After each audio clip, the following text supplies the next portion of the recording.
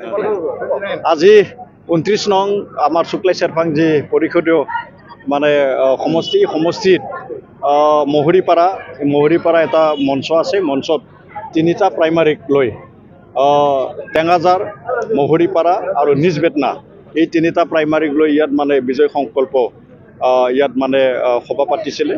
আৰু ইয়াত ৰাইজৰ যি অংশগ্ৰহণ স্বতঃস্ফূৰ্তভাৱে ৰাইজে ইয়াত অংশগ্ৰহণ কৰিছে। আৰু নিশ্চয় যি মানে 39টা যি সমষ্টি, অন্যান্য যি 39টা যি সমষ্টি, এই সমষ্টিৰ দৰেও এই যি মানে শুক্লাই চেৰপাং সমষ্টি আমাৰ প্ৰাৰ্থী, আমাৰ UPPL দলৰ মনোনীত প্ৰাৰ্থী প্ৰদীপ নাৰ্জাৰী ইয়াত মানে বৃহৎ এটা যি ভোটৰ যি এটা ব্যৱধান, এই ব্যৱধানত জয়ী হোৱাটো ইয়াত নিশ্চিন্ত হৈছে। ইয়াত যিখিনি ভোটাৰ ৰাইজ, যিখিনি মানে ৱেল উইজাৰ, যিখিনি মানে সমৰ্থক ইয়াত স্বতঃস্ফূৰ্তভাৱে অংশগ্ৰহণ কৰাটো দেখিছোঁ। আজি বিটিআৰত কি নিৰ্বাচনী ইছ্যু লৈ এইবাৰ আপোনালোকে বিটিআৰত আমি যিখিনি উন্নয়ন, এই উন্নয়নক লৈ আমি মানে নিৰ্বাচনত আমি অৱতীৰ্ণ হৈছোঁ। কাৰণ আমি বিগত 5টা বছৰত আমি ইয়াত শান্তি আমি ইয়াত স্থাপন কৰিব পাৰিছোঁ।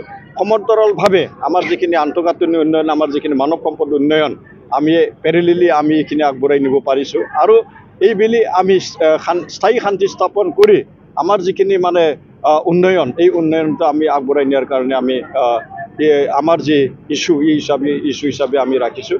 আৰু নিশ্চয় আমি পৰৱৰ্তী সময়ত আমাৰ যি আহি থকা যি 22 ছেপ্টেম্বৰত হ'ব লগা আমাৰ যি সাধাৰণ নিৰ্বাচন, এই আমাৰ BTCৰ এই সাধাৰণ নিৰ্বাচনত আমি UPPL দলে একক সংখ্যাগৰিষ্ঠতা লৈ চৰকাৰ গঠন কৰাৰ কাৰণে আমাৰ যি এটা মানে আখৰা, এই আখৰা আমাৰ আহি গৈছে। কিমান সংখ্যক আসন পাম বুলি আমি 26ৰ পৰা 28টা আমি আসন পাম। আৰু এবছলিউট মেজৰিটি লৈ প্ৰমোদ বড়োৰ নেতৃত্বত, যেনেকৈ 5টা বছৰত আমি প্ৰমোদ বড়োৰ নেতৃত্বত আমি খুব সুন্দৰভাৱে এটা মানে বিটিআৰত BTC চৰকাৰ পাবলৈ সক্ষম হৈছিলোঁ। এই বুলিও বিটিআৰত BTC চৰকাৰ আমি পাম।